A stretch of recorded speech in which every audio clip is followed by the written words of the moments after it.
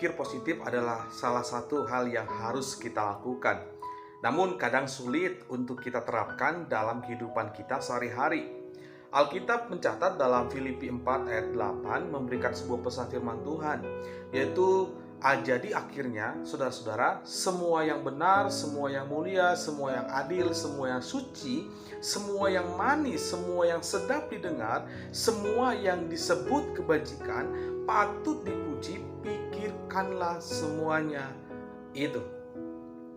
Saudara, dari ayat tersebut menegaskan bahwa betapa pentingnya mengisi pikiran kita dengan hal-hal yang positif, karena hal itu akan berdampak dalam kehidupan kita secara pribadi.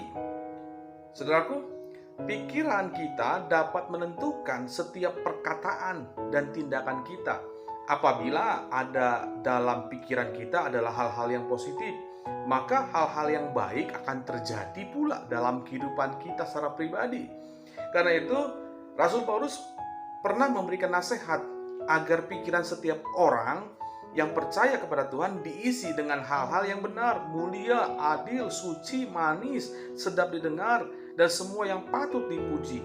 Untuk memiliki pikiran yang selalu positif, tidak ada jalan lain selain kita harus taat kepada firman Tuhan.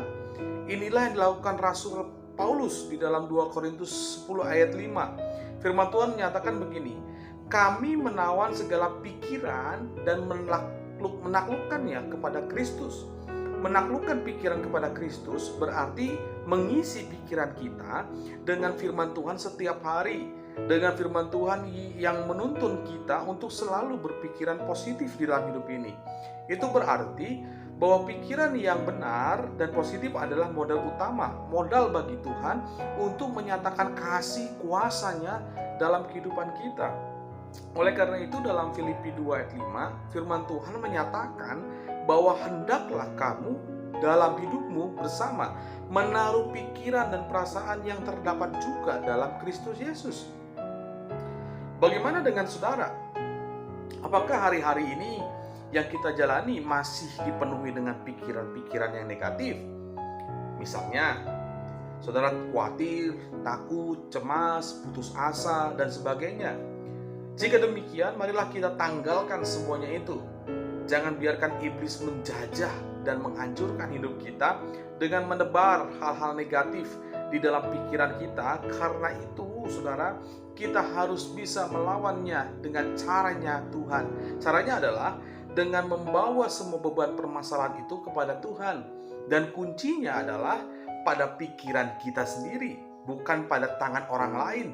Karena firman Tuhan menuliskan dalam Amsal 23 ayat 7, sebab seperti orang yang membuat perhitungan dalam dirinya sendiri, demikianlah ia.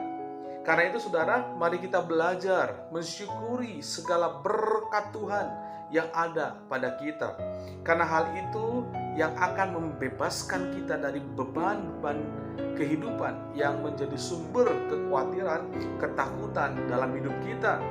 Dengan kita mengingat segala kebaikan Tuhan, maka kita akan selalu terus diingatkan dalam pikiran kita akan penyertaan Tuhan untuk melewati setiap musim kehidupan kita.